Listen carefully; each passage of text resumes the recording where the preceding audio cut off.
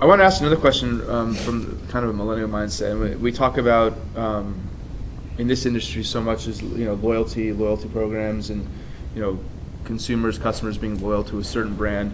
But then I always hear that millennials aren't loyal to anything. Is that true? Is that fair to say?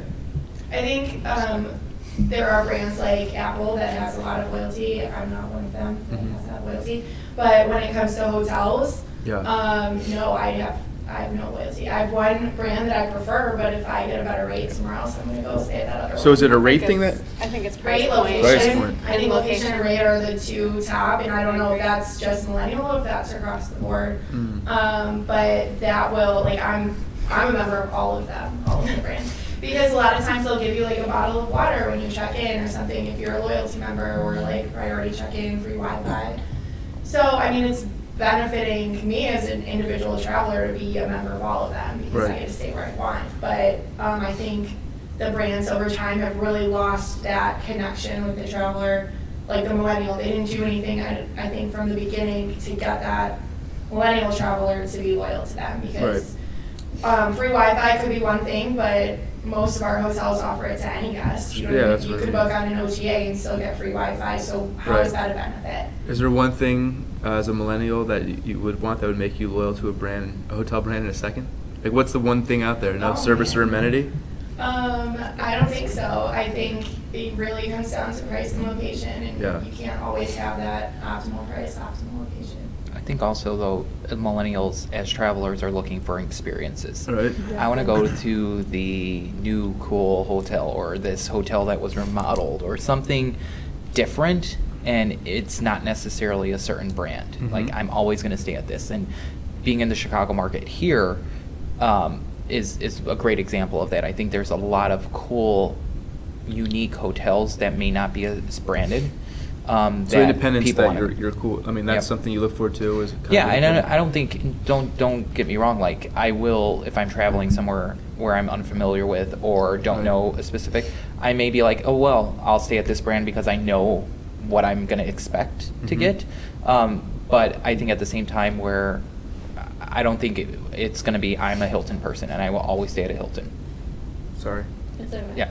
I say that about everyone. Well, it's interesting you say that, and but I think it also goes to, Ryan brought the point. We talked about how many brands there are now. With Marriott's got 30, but beyond that, it's like every hotel companies they continually launch new brands, thinking that there's a right brand for someone out there. I mean, and they've gotten so specific now. When you look at IHG launching a wellness brand with Even, and people just going after the wellness market now, but literally launching brands to kind of fit a certain kind of mentality.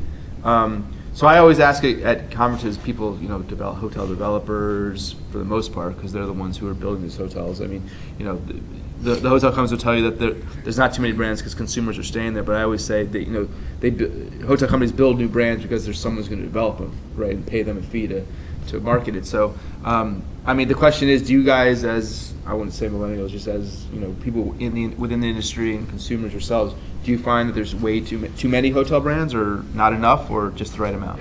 I would say there's way too many. I think it just creates customer confusion. How are we supposed to, let's say I have a bunch of different brands that I oversee, but let's say I'm trying to sell my Marriott hotels and I oversee 5 different sub-brands. Right. I mean, and now you're trying to get someone to be loyal to all of these kind of thing, when they could just go onto Expedia or an OTA and see all of their options at once. And then you've got Moxie and all of these other ones that people don't even know about. So how are they supposed to be loyal to an overhead brand if there are just so many options underneath?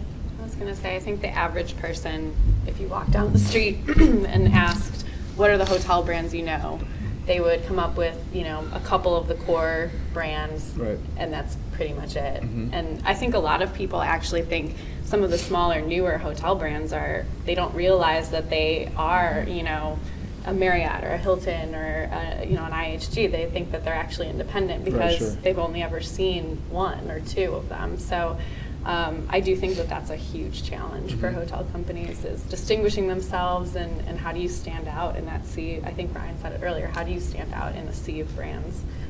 It's a huge issue. Yeah. Yeah. I kind of agree with that because the lack, well, let's not say lack of distinction, but the very little distinction has kind of contributed towards the sharing economy that we're experiencing right now. Many young people do see a lot of the hotel brands as more of the same, a room to stay in for the night, and when you're done, you leave. Right. But the sharing economy now kind of offers you a little bit more variability in what you could get in getting that new and newer experience.